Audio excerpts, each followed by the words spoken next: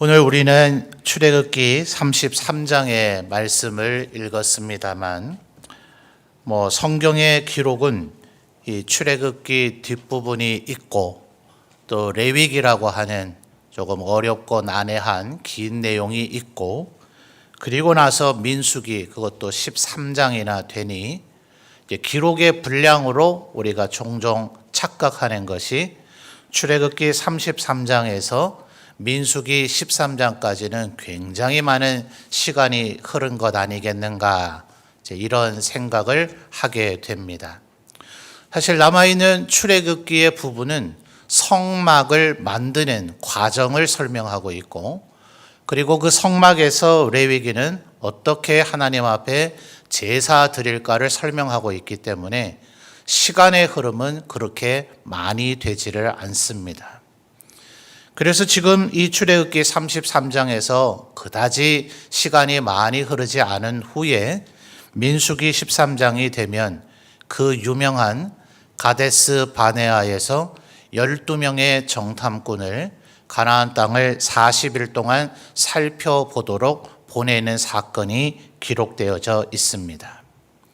우리 성도님들 너무나 잘 알고 계신 내용일 거예요. 12명의 정탐꾼이 보냈는데 우리가 가나안 땅을 들어가 정복하면 능히 정복할 수 있을 것이다 라는 믿음의 보고를 한 사람은 몇 명이었습니까? 단 2명밖에 되지를 않았습니다. 그 얘기를 들은 이스라엘의 그 소속 지파도 마찬가지였습니다. 에브라임 지파의 여호수아 그리고 유다 지파의 갈렙 두 사람이 그렇게 믿음의 보고를 했지만 자기들의 지파의 종족의 지도자인 그 두 사람의 보고를 유다 지파의 구성원들이나 에브라임 지파의 구성원도 지지하지 않았습니다. 그들조차도 10명의 정탐꾼의 솔깃한 그 얘기에 넘어가서 가나안 땅은 들어가면 안 된다라고 단정 지었고 오직 그들을 보내는 하나님의 명령을 순종했던 모세 그리고 여호수아와 갈렙 세 사람 외에는 가나안 땅은 들어갈 수 없는 땅이라고 아우성치기 시작을 했습니다. 근데 여러분 여기서 이런 궁금증을 한번 가져본 적은 없으십니까? 분명히 믿음의 보고는 여호수아와 갈렙 두 사람이 동일하게 했는데 하나님께서는 모세의 후계자로 왜 여호수아를 선택하셨을까? 분명히 갈렙도 동일한 보고를 했지 않습니까? 그런데 왜 하필 여호수아였을까 말입니다. 오늘 우리가 읽은 것이 출애굽기 33장인데 또 시간을 역으로 조금 거슬러 가서 출애굽기 17장을 보면 굉장히 유명한 사건이 또 기록되어 있죠. 모세는 산 정상에 우뚝 서 있고 아론과 훌이 모세의 팔이 내려오지 않도록 지탱을 해주고 그 밑자락의 들판에서는 여호수아 장군이 이끄는 이스라엘의 군대가 아말렉 군사와 싸우는 그 유명한 사건 말입니다. 그래서 사실 우리에게 여호수아는 군대의 장군, 그래서 흔히 여호수아를 장군이라고 우리가 부르죠. 그리고 이 이스라엘 백성을 이끌고 그가 가나안 땅에 들어갔을 때도 그가 한 일은 결국 전쟁이었습니다. 그러니 어쩌면 여호수아는 전쟁을 잘하면 되는 것이 아닌가. 우리가 하나님의 일을 할 때에 아마도 기능이라고 하는 면이 제대로 해야 될 일이기 때문에 여호수아는 탁월한 군인이요 장군이었기 때문에 그가 지도자가 될 수밖에 없지 않았겠는가 이렇게 생각을 하려는지 모르겠습니다. 그런데 여러분 우리가 3일 밤 저녁에 지금 살펴보고 있는 바대로 열왕기를 보면 정말 여호수아 못지않은 탁월한 그런 군주들이 얼마나 많았는지 모릅니다. 그런데 그들의 그 통치가 하나님의 은혜가 흘러 넘치는 마치 다윗의 시대와 같은 태평성대를 이루었습니까? 그렇지 않거든요.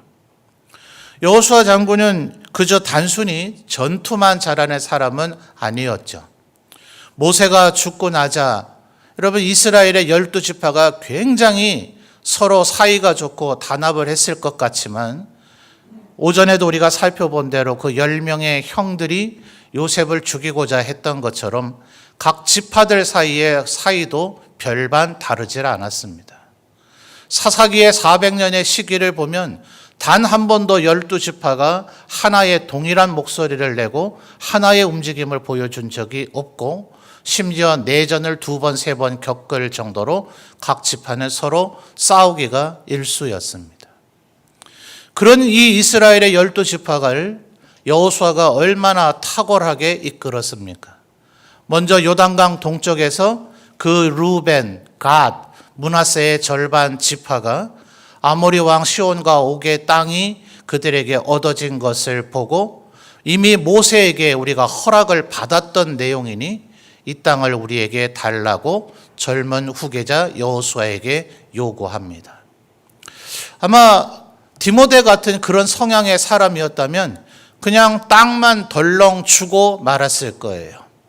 그런데 이 여호수아는 모세와 그 두 지파의 절반 지파들이 모세와 나눴던 대화를 그는 옆에서 정확하게 듣고 있었고 정확하게 기억하고 있었기 때문에 모세가 이미 너희들에게 주기로 허락을 했으니 나도 그 약속을 그대로 준행할 것이다. 그런데 너희들이 모세와 약속한 대로 나머지 9지파 반 지파가 요단강 서쪽에서 영토를 얻을 때까지 너희들이 계속해서 선봉에 서겠다 하는 것을 준행해라 라는 명령을 그들에게 내리게 됩니다. 여러분, 사실 전쟁에서 선봉에 선다 하는 것은 일종의 도박과 같습니다. 잘못하면 전멸할 수 있는 것이고 잘만 하면 선봉에 섰으니 공을 주장을 해서 훨씬 많은 농공 행상을 얻어낼 수 있는 겁니다. 그래서 출세하고 싶은 욕심이 많은 사람들은 언제나 전쟁에 벌어졌을 때 스스로 선봉에 서겠다고 얘기했다가 한 번에 패배하고 죽어서 역사의 뒤안길로 사라진 사람들이 얼마나 많은지 모릅니다. 그런데 이 두 지파 반은 이미 얻었잖아요. 더 이상 얻을 게 뭐 있습니까?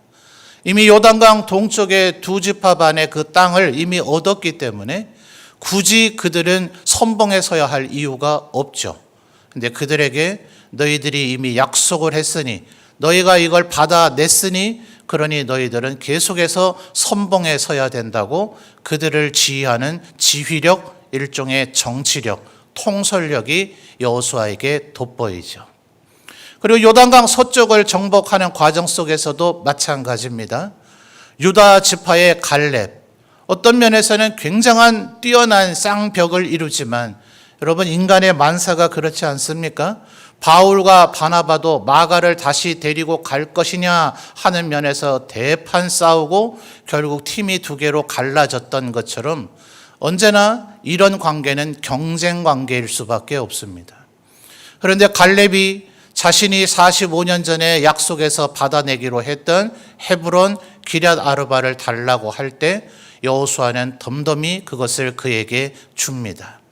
어쩌면 헤브론은 얻기에는 굉장히 어려운 땅이지만 창세기를 보면 그들의 조상 아브라함이 그곳에서 하나님을 예배했던 곳으로서 어쩌면 이스라엘의 지파라면 그 어느 지파라도 자기의 소유물로 삼고 싶었을지 모릅니다.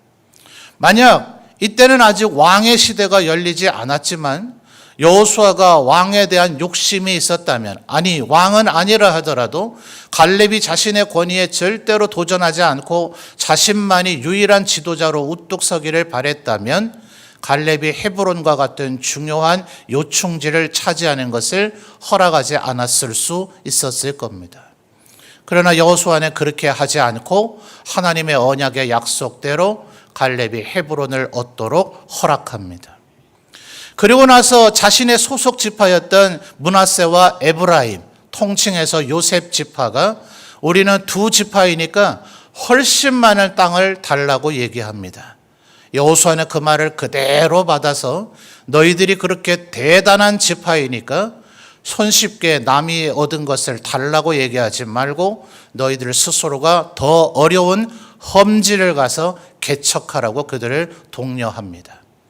자, 이제 요단강 동쪽에서 두 지파 반, 그리고 요단강 서쪽에서 유다와 에브라임과 다시 남은 므낫세 반 지파 합치면 5지파는 이제 영토를 얻었는데 나머지 7지파가 주저하고 있으니 그들에게 너희들이 이미 하나님께서 주신 땅을 가서 정복하는 행위를 하라고 각 지파당 3명씩 다시 상세한 지도를 그리도록 그들을 독려해서 땅을 얻도록 분배합니다.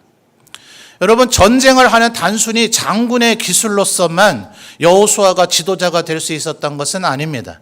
그는 탁월한 행정가였고 사람들과 교섭하고 또 사람들의 마음을 알고 그들이 원하는 바와 또 그들의 약점을 갈파하고 그들을 진두지휘할 수 있는 정치력과 지도력이 있는 사람이었습니다. 도대체 여호수아는 어디서 그런 능력을 얻게 되었을까요? 저는 오늘 헌신을 다짐하는 우리 1, 2장년회와 우리 성도들에게 오늘 읽은 본문이 바로 여호수아와 갈렙 가운데 하나님께서 여호수아를 최종의 지도자로 선택하는 하나의 단서가 되었을 것이라 생각합니다. 여러분, 지금 이 33장의 사건은 시내산 정상에서 모세가 그 유명한 10계명, 그 중에서도 첫 번째 10계명을 들고 내려올 때 안타깝게도 40일 동안 시내산 밑자락에서는 어떤 일이 벌어졌습니까? 백성들이 아론을 충동질해서 금송아지를 하나님이라 만들고 우상 숭배에 40일 동안 빠져있는, 어쩌면 이스라엘 백성들이 가장 하나님 앞에 경건하게 자신의 몸과 마음을 조아리고 모세가 내려오기를 기다려야만 했던 그 기간 동안 40일이 그들에게는 너무나 길게 여겨졌는지 가장 중요할 때 가장 참담한 범죄를 저지르게 됩니다.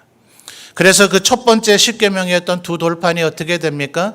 박살이 나서 산산조각이 되고 그것을 가루로 만들고 그 금송아지를 불로 태워서 이 두 가지를 섞어서 물처럼 만들었으니 마치 어쩌면 우리 사극에서 보는 사약과 같은 것이 됐을 거예요.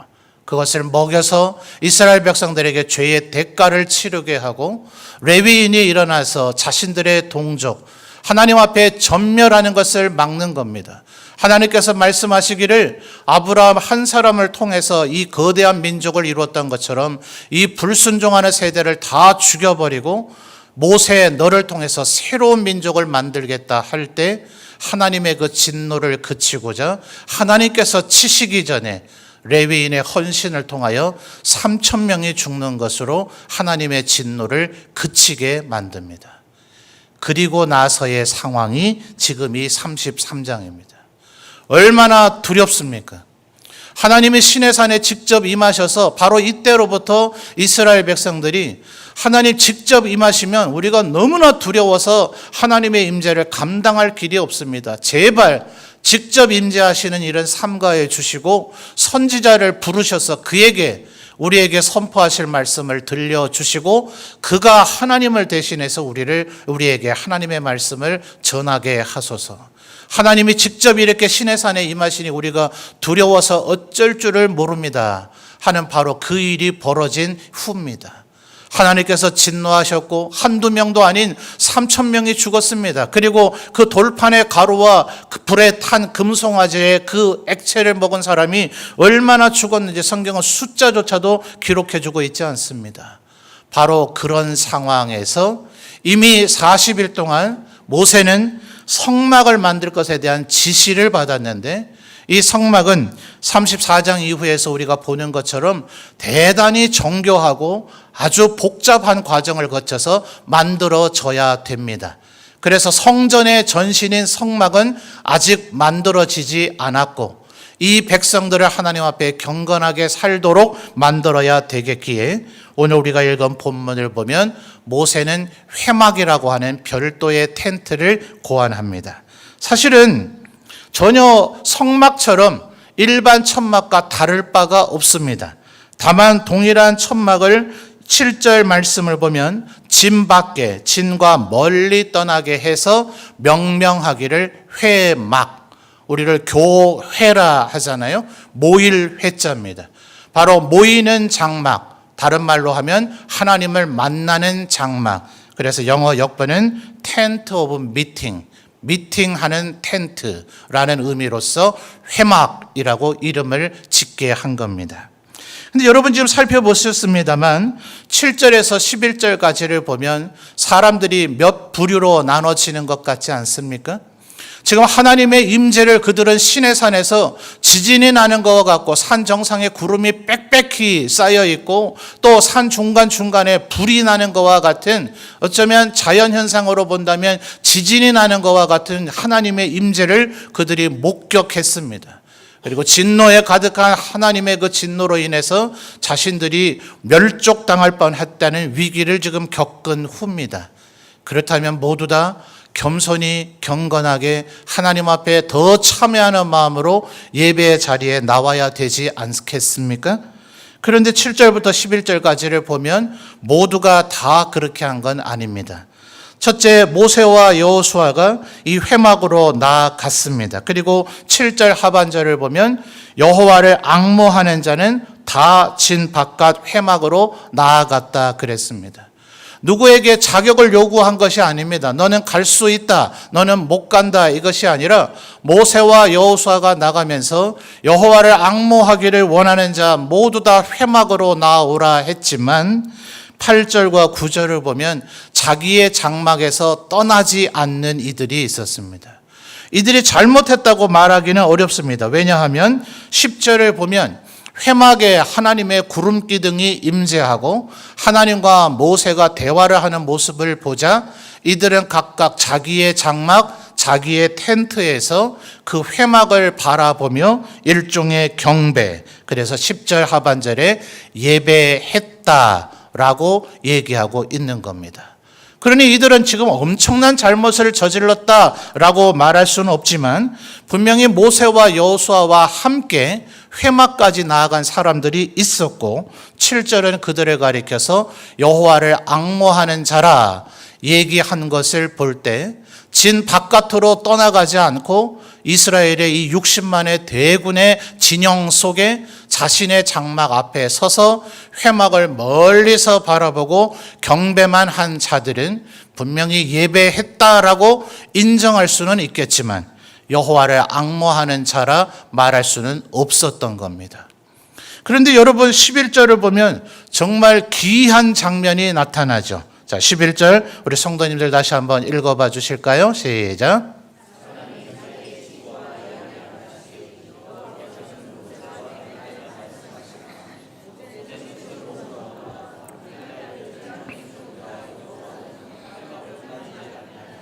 아멘. 자, 34장 이후에 이제 성막이라는 걸 만들게 됐을 때는 이 성막은 이스라엘의 진영의 한 중앙에 위치합니다. 제일 중앙에 성막이 있고 그 동서남북의 네 방향으로 모세와 아론의 집안 그리고 무라리, 게르솜, 고핫, 레위인의 세 종족이 동서남북으로 안쪽에 진영을 구축하고 그 외곽에 이스라엘의 12지파가 텐트를 치는 형이 되어 있습니다. 그러니까 어느 지파든지 자기들의 그 진영, 이스라엘의 대군의 진영의 제일 중앙부를 보면 거기에 성막이 있기 때문에 성막을 바라보면 됩니다. 그런데 지금은 그 성막이 아니란 말이에요.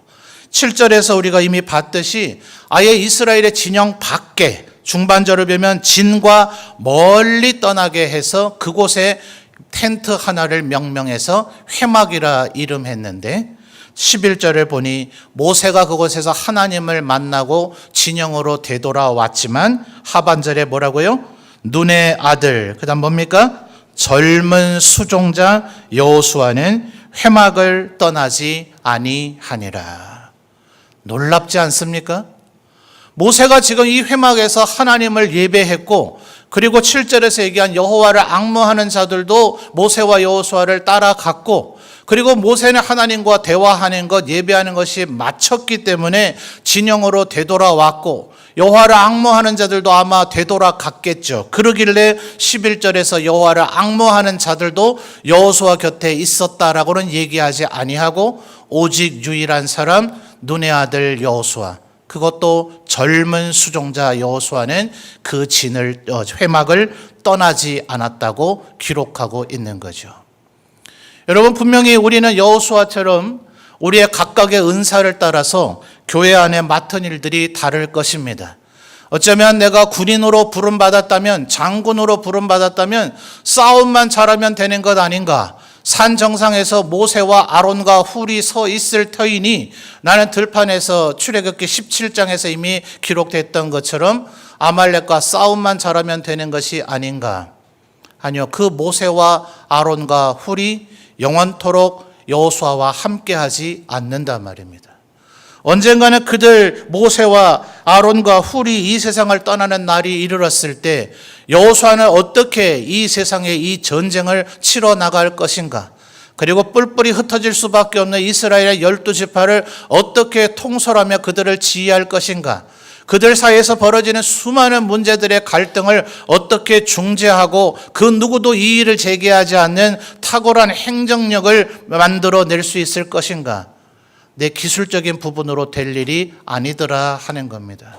그래서 여호수아는 오히려 모세보다 더 회막에 꿇어 엎드려 있는 자, 하나님의 은혜를 앙모하는 자로 그가 젊은 시절부터 이렇게 하나님을 경외할 때, 하나님은 갈렙도 하나님 앞에 충성스러운 일꾼이었지만 여호수아를 선택했더라 하는 겁니다.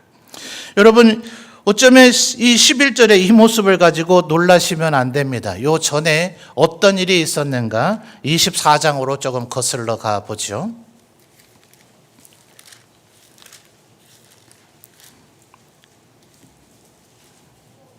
24장 13절을 보겠습니다.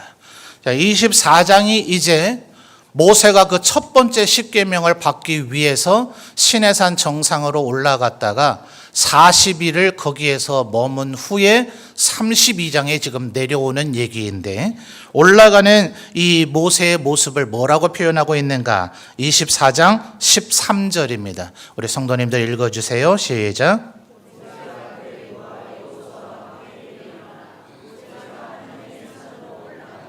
아멘. 자, 모세 혼자 올라갔습니까? 또 다른 동행자가 있었습니까? 모세가 그의 부하 누구요? 여호수아와 함께 일어나서 산에 올라갔어요. 그리고 나머지 70인의 장로님들은 시내산 중턱까지 올라오다가 그대들은 이곳에 머물라는 이야기를 듣고 시내산 정상 구름 직전까지는 모세와 여호수아만 올라갔습니다. 18절 조금 다른 상황이 기록되어 있죠. 18절 읽어주세요. 시작.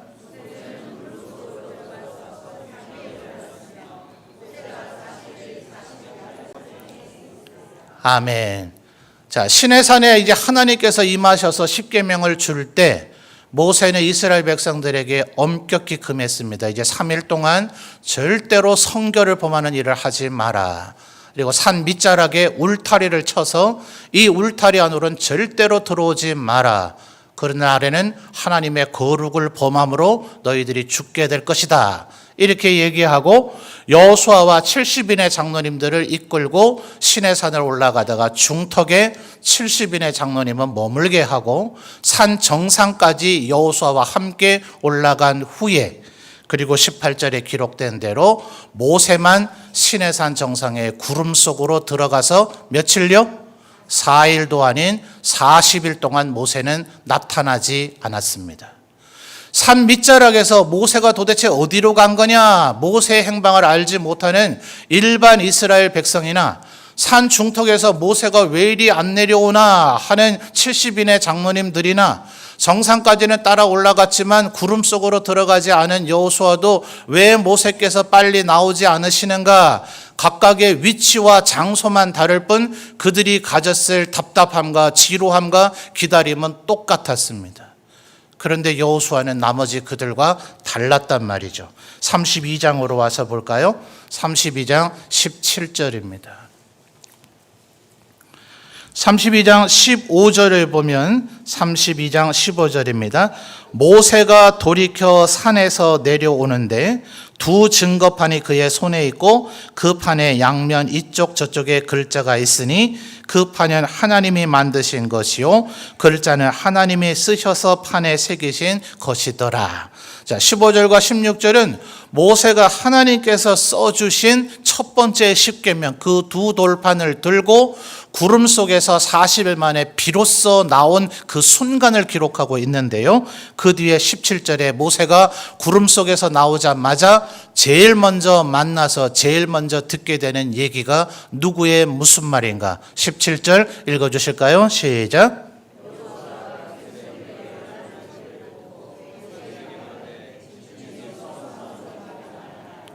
아멘. 누굽니까? 여호수아예요. 여호수아. 그래 지금 24장과 이 32장의 얘기를 종합해 보면 이제 24장 요 중간 부분은 바로 그 시내산 정상에서 내려가면 성막을 이렇게 만들어라 하는 얘기를 듣고 그리고 34장부터는 요 24장에서 32장 사이에 들었던 내용 그대로 모세가 성막을 만들었다. 요 얘기가 출애굽기인 거예요. 자, 그러니 지금 40일 동안 여호수아는 뭐 하고 있었던 겁니까? 그 산 정상에서 모세가 구름 속으로 들어갔는데 그 앞에서 지금 여호수아는 뚝심 있게 있었던 거예요. 그러니 33장이 이해가 되죠. 그냥 겨우 회막에 모세가 그 자리를 떠난 후에 남아있는 그 정도로 놀랄 일이 아니었단 말입니다. 여호수아는 모세의 부하로서 그가 40일 동안 구름 속에 있을 때 그 산 정상에서 그러니까 참 많은 궁금증을 자아내지 않습니까? 이 사람 화장실은 어떻게 간 건가? 이 사람 먹을 거 40일은 도대체 뭘 준비해 간 것인가? 그래서 어떤 신학자들은 사실은 성경이 더 이상의 정보를 우리에게 주고 있지 않기 때문에 그 누구도 속단해서 말하기는 어렵습니다만 어쩌면 여호수아는 40일 동안 금식 기도하고 있었을 수 있다라고까지 표현하는 이도 있습니다. 뭐 어떤 일을 했는지 디테일한 부분은 모릅니다. 그러나 대단하지 않습니까? 그 시내산 정상에서 구름 속으로 들어간 그 안으로 들어오는 것은 허락하지 않았으니 자기의 위치에서 자기의 본분을 알고 그 자리를 떠나지 않았던 뚝심 있는 여호수아. 하나님께서 그를 선택하실 만하지 않아요? 절대로 지금 17절을 보니 분명히 여호수아도 산 밑자락에서 뭔가 심상치 않는 일이 벌어짐을 느끼고 있습니다.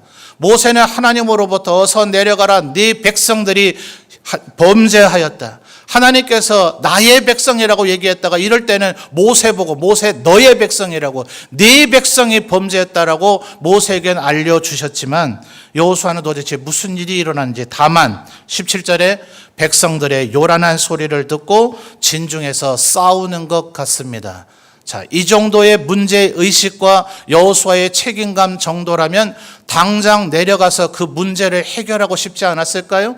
아마 금송아지를 며칠째 되는 날 만들었는지는 모르지만 하루 이틀 시끄러운 소리가 난 것이 아니었을 것 같아요. 그러니 성격이 급했다면 자기가 이미 뭐라도 된 줄 알았다면 자기가 뭐든 다 해결할 수 있다고 여겨졌으면 바로 산 밑자락으로 내려가서 도대체 왜 싸우는 것이냐 하면서 그 모든 문제를 해결하고자 했을 거예요. 그런데 여호수아는 그렇게 하지 않았습니다. 모세께서 내려올 때까지 나의 본분은 모세가 이곳에 올 때까지 이 구름 속에서 나올 때까지 나는 여기서 기다려야 되는 것이 나의 임무다. 그것을 잊지 아니하고 하나님을 경외하는 마음으로 바로 시내산 정상 구름 바로 앞에서 40일을 견뎌낸 자. 그러니 이스라엘을 정복하는 가운데서 어떤 일이 벌어집니까? 여호수아가 이렇게 믿음으로 하나님 앞에 연단되어졌기 때문에 가나안을 정복하는 사명을 행하기 위해서 뭔 역할이 다 주어져 있나요? 모든 조건이 다 갖춰져서 가나안 땅을 정복하나요? 아니, 언제나 백지 상태죠. 하나님께서 여리고성을 무너뜨려 주지 않으셨다면 이스라엘이 성 하나 단 하나인들 얻을 수 있었겠어요? 그러니 가나안 정복 전쟁을 행하며 그 어떤 인간도 그래서 하나님께서 인간의 말을 들으신 것은 이전에도 없었고 이후에도 없었다. 여호수아가 어떤 기도를 합니까? 태양이여 너는 거기에 머무르라. 달이여 너도 그 자리에 머무르라. 이 도대체 말도 안 되는 담대한 믿음은 어디에서 나오는 겁니까? 하나님을 향해 그는 언제나 꿇어 엎드리는 사람이었기 때문에 갈렙의 그 믿음도 귀하지만 하나님께서 모세의 뒤를 이어 이스라엘 백성을 이끌어갈 지도자로 여호수아를 선택하셨다. 오늘 이 저녁에 헌신을 다짐하시는 우리 1, 2 장년의 모든 집사님들이 이렇게 여호수아처럼 하나님 앞에 예배하며 기도하며 하나님의 은혜를 구하기를 힘쓰는 이들이 되시기를 바랍니다. 여호수아처럼 준비되어져서 지금은 모세가 하는 일을 돕는 것처럼 여러분의 각자의 위치에서의 사명을 잘 감당하고 언젠가 아론도 모세도 훌도 하나님이 부르셨을 때 두려워하지 않고, 그래서 여호수아가 처음 지도권을 승계했을 때 여호수아 1장에서 하나님께서 그 유명한 말씀을 하시지 않습니까? 두려워하지 말라, 담대하라. 좌로나 우로나 치우치지 말고 모세가 그렇게 했던 것처럼 내 말에 순종하라. 그러면 내가 너와 함께 할 것이다 하는 이 말씀을 듣고 그는 가장 위대한 지도자 중에 한 사람으로 우뚝 서게 되어집니다. 지금도 우리 1, 2장년의 회원들 교회 여러 가지 일들을 감당하고 있지만 여호수아처럼 더 뚝심 있게, 더 인내로, 더 잘 준비되어져서 하나님 앞에 크게 쓰임받는 여호수아 같은 일꾼들 다 되시기를 주님의 이름으로 축원합니다. 특별히 오늘 부인되는 우리 여전도 회원들이 함께 또 찬양대를 앉아서 함께 찬양하는 것도 귀한 일인 것 같습니다. 모쪼록 바라기는 모든 가정들이 믿음으로 다 하나 되어져서 남편들만 하나님을 잘 섬기는 것이 아니라 아굴라와 브리스길라처럼, 브리스가와 아굴라처럼 그렇게 함께 하나님을 섬기는 귀한 일꾼들이 되시기를, 또 함께 예배하는 우리 모든 성도들도 어르신들은 이 젊은 세대가 하나님 앞에 준비된 일꾼이 되도록 그들의 앞길을 열어주고 때로는 격려하고 때로는 또 독려하고 때로는 책망하고, 또 이 1, 2장년회보다 더 젊은 세대가 있다면 또 우리도 하나님 앞에